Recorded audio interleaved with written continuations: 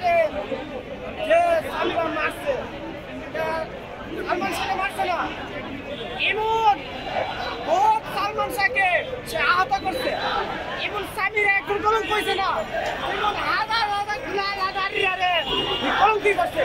কারণ কি, একজন স্বামী একজন স্ত্রীর কাছে নিরাপদ, এবং একজন স্বামী সারাদিন ব্যাংকের চাকরি করে যাবে, অথচ সে যে কোনো কর্ম করে যাবে, কিন্তু বউর কাছে গিয়ে দুই স্বামীর কথা মনে করে যে সেই স্বামী বড় নিরাপদ নয়।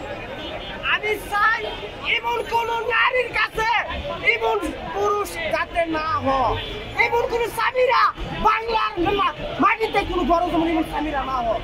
কারণ কি, একজন পুরুষ হইতে একজন নারীর কাছে নিরাপদ।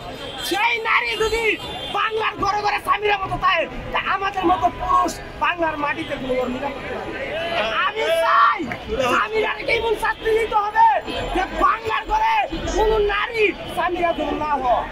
যেমন একজন স্বামীকে একজন নারী হুন করতে স্বামীরার মতো পাঁচবার ভাবতে হবে, আমার স্বামীকে যাই মারুক আমার পরে কি অবস্থা হবে, তুমি মারার আগে পাঁচবার ভাবে। আমি চাই স্বামীরা কেমন শাস্তি দিতে হবে, বাংলাদেশের কোন নারী যাতে কোন পুরুষকে এইভাবে না মারে।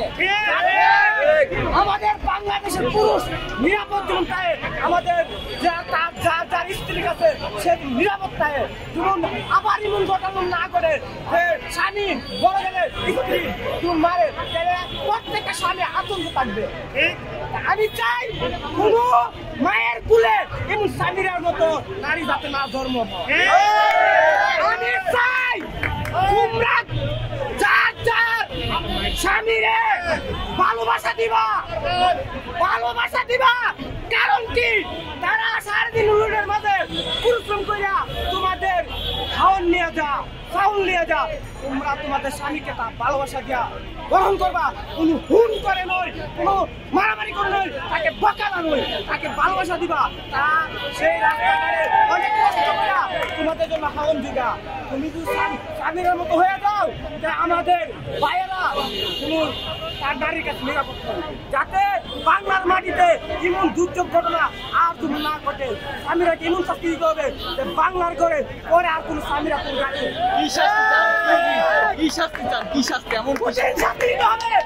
আরেক নারী তার স্বামীকে মারতে গেলে এই শাস্তির কথা তো মনে হয়। কঠিন শাস্তিটা কি আসলে, ফাঁসি নাকি যাবজ্জীবন নাকি? যেটা কঠিন হবে সেটা দিতে হবে আমার কথা।